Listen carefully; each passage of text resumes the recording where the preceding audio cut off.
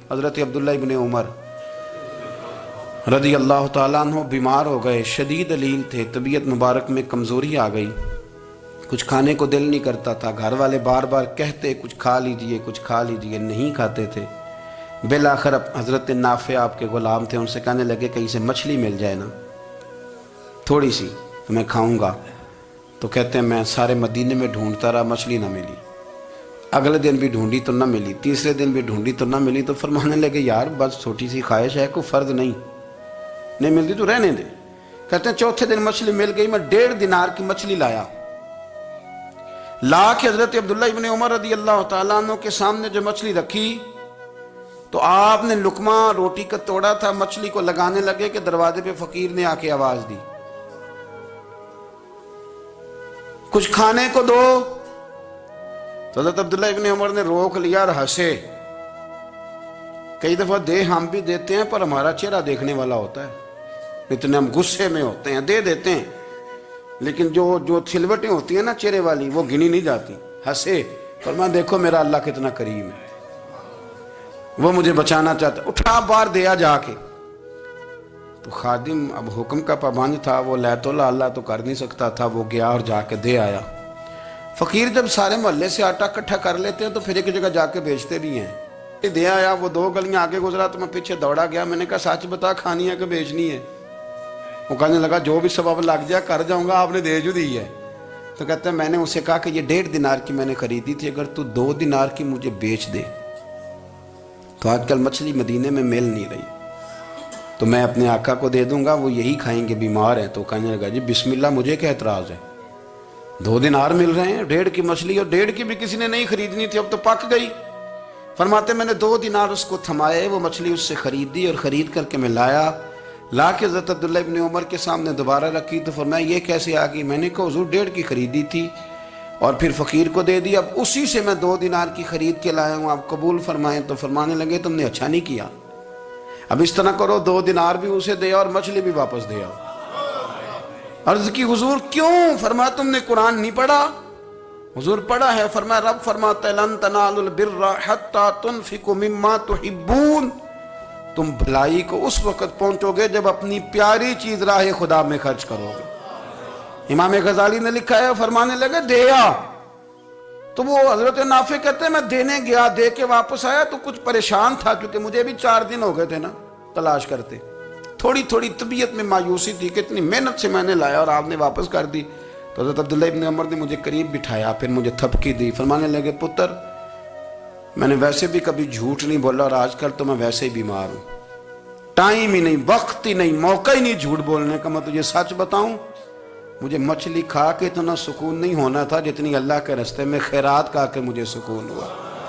تو تجھے تو میری راحت سے غرض ہے نا کہ مجھے راحت کیسے ہوتی ہے، تو مجھے سکون ملا ہے راہ خدا میں دے، میں نفسانی خواہش پوری کر لیتا تو یہ میرا نفس کل پھر مجھ سے مچھلی مانگتا، پرسوں کہتا نہیں چھوٹے گوشت کی یخنی بھی چاہیے۔ ہم لوگ الجھ گئے ہیں، بہت بڑے قیدی ہیں اپنے آپ کے، بڑے قیدی ہیں، سارا دن اپنی خواہشات کی تکمیل میں بھاگے رہتے ہیں، بڑے بڑے سونے نوجوان۔ میں ان پہ تنقید نہیں کرتا، مجھے ان پہ ترس آتا ہے، جب میں رات کے اندھیروں میں انہیں ٹیلی فون لے کے چوکوں میں کھڑے دیکھتا ہوں تو مجھے رحم آتا ہے۔ میں کہتا ہوں دیکھو نفس کی خواہش کے پیچھے یہ کیا مثلاً آخر کیا ہے اس میں، ایک عورت کے پیچھے تباہ کر لیا اپنے آپ کو، یعنی زیادہ سے یہ کوئی مقصود ہے، یہ کوئی مقصد حیات ہے جس کو مقصد بنا لیا ہے؟ میرے عزیز بات کو سمجھ لیں، اتنا خوبصورت آدمی ہے اور اتنا اس کا اونچا قد کاٹ ہے، اور کیا کس کے پیچھے یہ بھاگا ہوا ہے؟ بڑا سمجھدار، دانشور، عقل مند آدمی، ذی روح بندہ، لیکن اس کا سٹیٹس آپ یہ ملاحظہ کریں کہ وہ 20-40 ہزار کی خاطر جھوٹ بولتا ہے، دھوکہ دیتا ہے، فریب اور فراڈ کرتا ہے۔ ہم اپنی نفسانی خواہشات کے پیچھے اس طرح بھاگتے ہیں کہ ہم اصل سے رہ جاتے۔ میری باتوں کی سمجھ آ رہی ہے آپ حضرات؟ تھوڑا تھوڑا کر کے، ایک ایک کر کے ان کی باتیں کم مانیں۔ وہ ضروری تو نہیں نا کہ سویرے ناشتہ بازار سے اپنی مرضی کا تگڑا کیا ہے، بازار سے لا کے پوڑیاں چنے بہترین کھائے، اور پوڑیاں چنے ابھی کھائے نہیں، شاپر میں ڈالے ہوئے ہیں، اور وہ لے کے ابھی آ رہا ہے تو ساتھ ہی رستے سے गोश्त भी छोटा अच्छा लगा तो 2 किलो वो भी ले आए कि पूड़ियाँ चने खाऊंगा और दोपहर के लिए गोश्त पकाऊंगा। ओ पहले ये तो खा ले साहब, इससे तो निजात पा ले। ये पता नहीं हजम होता है कि कुछ और करता है तेरे साथ, लेकिन वो गोश्त भी साथ ले आया। यानी टेबल पे, नाश्ते के टेबल पर बैठ के फैसला हो रहा होता है कि हमने क्या खाना है, हमने किधर जाना है। संगियो याद रखो, बातों को समझो और गौर करो। ये थोड़ा थोड़ा करके जब हम छुटकारा हासिल करने की कोशिश करेंगे ना, छुटकारा हासिल करने की, कई जगह से, किसी जगह से अगर आपको तंबी होती है ना, तंबी, उसमें भी बड़ा मजा आता है। उसमें बड़ा, हमारे एक बुजुर्ग थे, तो एक दिन ना मैं गया तो कहने लगे अल्हम्दुलिल्लाह आज मैं बड़े सुकून में हूँ। मैंने कहा जी वो क्या हुआ? कहने लगे मैं अपने आप को बड़ा पीर साहब समझने लग गया था। तो एक वापडा के किसी आदमी से काम था, तो मेरे एक दोस्त ने मुझे कहा कि पीर साहब उसको टेलीफोन कर दें, सुना है आपका अकीदतमंद है। मैंने उस बंदे को टेलीफोन किया तो कहता पीर साहब मैं इज्जत आपकी बड़ी करता हूँ पर यह काम नहीं हो सकता। कहते जब उसने मुझे कहा ना तो कुछ भी नहीं, तो मुझे बड़ा मज़ा आया है, वरना मेरा तो नफ्स फूल गया था। मैं तो समझता था कि जो मैं कहता हूँ वैसे ही हो जाता है। कहते उसने थोड़ा सा ना मुझे लेवल में किया है, मुझे मज़ा आया। ये लोग ना अपने ऊपर बोझ डालते थे, ये थोड़ा थोड़ा पीछे हटते थे, ये समझते थे कि इस तरह तो हमारी तकमील रह जाएगी। सुबह से शाम तक अगर इसी नफ्स की बातें मानते जाएंगे तो खराबी करेगा। दौलत का नशा है भाई, दौलत इकट्ठी करने वाला किसी जगह सैर नहीं होता।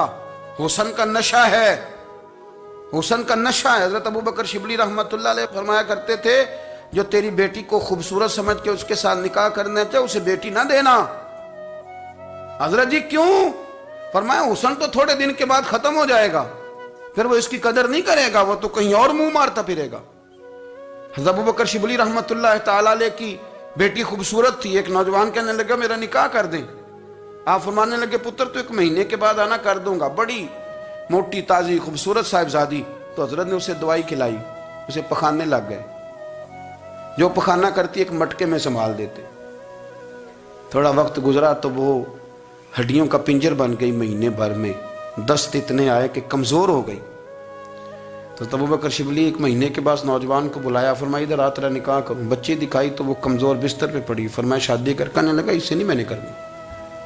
फरमाया ये वही है? कहने लगा जी नहीं। फरमाया तू तो कहता था मुझे इश्क है, किधर गया तेरा इश्क?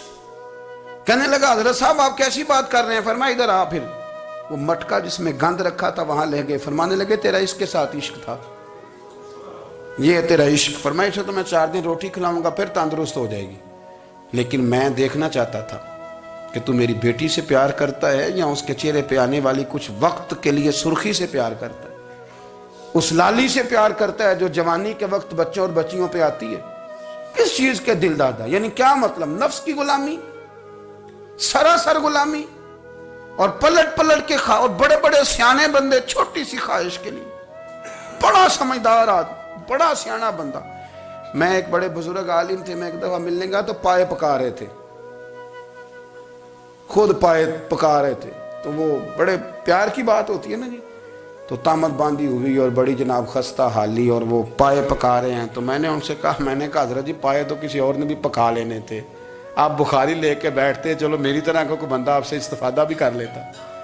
अब पाए आप लाएंगे, फिर पकाएंगे, फिर आप खाएंगे, तो ये तो 24 घंटे आप किसी काम में गुजर जाएंगे। तो ये एक छोटी सी ख्वाहिश के लिए, मैं किसी चीज को हराम नहीं कह रहा। कुरान पाक की जो आयत पढ़ी है सिर्फ उसकी तफसीर आपके सामने अर्ज कर रहा हूं। हमारी ख्वाहिशात माँ पालती है, आपको नहीं पता कितने दुख सहती है। मैं उन माओं को जानता हूं जो बेटे के हिस्सों की मार भी उसके अब्बे से खाती हैं, मार खाती हैं वो। एक खातून है, कान से सुनता नहीं, मेरे पास एक दफा आई, कहने लगी 60 लग गई सी, कोई दुआ कर दें या कोई वजीफा पर, डॉक्टर कहते हैं ठीक नहीं हो सकते। मैंने कहा बाजी सही बताओ मसला क्या है? कहने नहीं कुछ भी नहीं, मसला क्या होना है, पुत्र गलत निकल आया है, उसका बाप रोज मारता है, आज मैं आगे गई हूँ तो उसने एक थप्पड़ मेरे कान पे मार दिया, तो पर्दा फट गया। माँ मार खाती हैं, लेकिन वो पुत्र जिसको बड़ी मेहनत से पाला है वो जवान होता है तो अम्मा से कहता है तुझे छोड़ देना है, पर जिस लड़की से मेरा टेलीफोन पे रब्ता है उसे नहीं मैंने छोड़ना, वो नहीं छूट सकती। हर शय कुचल जाता है वो। अम्मा कभी लेट के रात को सोचती है कि ये तो मेरी कुल कमाई थी, میں تو آج بھی اس کے حصے کے تھپڑ اپنی گالوں پہ برداشت کر رہی ہوں، تو یہ کدھر گیا؟ اردشیر نام کا بادشاہ تھا۔ حضرت محدث ابن الجوزی آج سے کچھ 700 سال پہلے لکھتے ہیں، اردشیر بادشاہ بڑا خوبصورت تھا، جوان تھا، بڑا عقل مند تھا۔ اس نے اس طرح کی قریب کی ساری ریاستوں پہ قبضہ کر لیا۔ بڑا عقل مند زیرک تھا، قبضہ ہو گیا۔ ایک بادشاہ بڑا سخت تھا، اس کے ساتھ جب پنجہ آزمائی ہوئی تو اردشیر کہتا ہے اس پہ میرا قبضہ نہیں ہو رہا تھا، اور جب ہم نے ساری ریاستوں نے مل کے اس پر حملہ کیا تو ایک قلعے کے اندر قلعہ بند ہو گیا۔ اردشیر بڑا خوبصورت آدمی تھا، بڑا سمجھدار تھا، تو وہ بادشاہ قلعہ بند ہو گیا، اس نے کہا نکلنا ہی نہیں۔ اب وہ اندر بند ہے، یک بارگی حملہ کیا تو وہ بڑا بڑا قلعہ تھا اس میں بند ہو گیا۔ اس بادشاہ کی نا جس پر حملہ کیا، اس کی بیٹی اچانک ایک دن قلعے کی دیوار پہ چڑھی تو اردشیر کے حسن و جمال کو دیکھا تو عاشق ہو گئی، اور اپنے ہی باپ کے خلاف اسے کہنے لگی کہ اگر تو میرے ساتھ شادی کا وعدہ کرے نا تو میں تجھے رستہ بتاتی ہوں حملہ کرنے کا۔ اس نے کہا میرا وعدہ رہا، تو رستہ بتا۔ اس نے رستہ بتایا اس لڑکی نے، اور بادشاہ نے حملہ کیا تو اس کا باپ قتل کیا، اس علاقے پہ قبضہ کیا شادی کے وعدے پر۔ ہاں نفسانی خواہش بندے کو اندھا کر دیتی، نہیں سمجھ آتی اس کو میں کدھر جانا ہے، اندھا کر دیتی۔ حملہ کیا، اور جب اس لڑکی کو لے کے آیا نا اپنے محل میں، تو پہلے دن شادی کی پہلی رات تھی، تو بستر بچھایا کنیز نے، تو وہ کبھی کروٹ ادھر بدلتی کبھی ادھر بدلتی، تو بادشاہ کہنے لگا کیا ہے؟ کہنے لگی بستر میں کچھ ہے، مجھے تکلیف دے رہی۔ اس نے چراغ جلائے اور جب بستر اٹھایا تو ایک اتنا سا دھاگا نکلا۔ دھاگے سے عموماً تکلیف نہیں ہوتی، تو اس نے کہا تو اتنی نرم و نازک ہے کہ دھاگا؟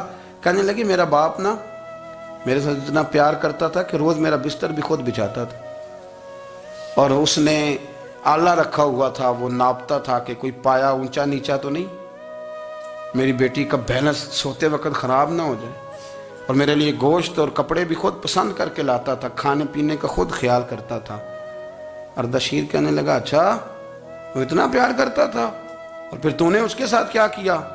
کہنے لگا بلاؤ کنیزوں کو بلایا، فرمایا اس کو اٹھاؤ اور جلاد کے پاس لے جاؤ، اسے کہو کہ اس کے بال ایک گھوڑے کے ساتھ باندھے، پیر دوسرے گھوڑے کے ساتھ باندھے، اور ایک گھوڑا ادھر بھگا دے، کدھر بھگا دے، یہ جس کے باپ نے اتنا پیار کیا، یہ نفس کی اتنی غلام ہے کہ اس کی وفادار نہیں رہی تو میری وفادار کیسے بنے گی؟ اس نے اتنے نازوں سے پالا کہ دھاگا اسے برداشت نہیں۔ او یارو یاد رکھو، اگر نفس کی غلامی کرو اور بڑے بڑے وفاداروں کو چھوڑ کے غلامی کرو تو پھر کہو وفادار مل جائیں، کوئی بول اب لڑا نہ بول بیٹھی ہوں دے خصم ناراض بڑ بولیاں دے، کہاں سر کھائے تے بلبل ٹھنڈ پائے، بڑے فرق نہیں سجنا بولیاں دے، جڑیاں خصماں دی وچ رضا وسن، پاگ جاگ جاندے انہاں گولیاں دے، آپ ادلیاں نو سردار پین تکے تے شرما والیاں نو چوٹے ڈولیاں دے۔ اپنے نفس کے پیچھے چلو گے تو یہ تباہی ہے۔ جب ہم نے کسی سے وفا نہیں کی تو یہ کیا امید ہوئی کہ دنیا ہم سے وفا کرے گی؟ اللہ رسول کی مرضی کے مطابق اصول پسند زندگی بنائیں، ایک ایک کر کے اپنی خواہشات سے پیچھے ہٹیں، تھوڑے پہ گزارا کرنا سیکھیں، اپنے نفس کو سمجھائیں۔ ضروری نہیں کہ روٹی ہر وقت مزے کے لیے کھائی جائے، کبھی کمر سیدھی کرنے کے لیے خشک روٹی بھی کھا کے دیکھو، کبھی سادہ کھانا اس پہ بھی اکتفا کرو، کبھی تھوڑا کھر کے اچھے طریقے سے سادے کمرے میں بھی اللہ کو یاد کر کے دیکھو، نفس کے پیچھے نہ بھاگیے گا۔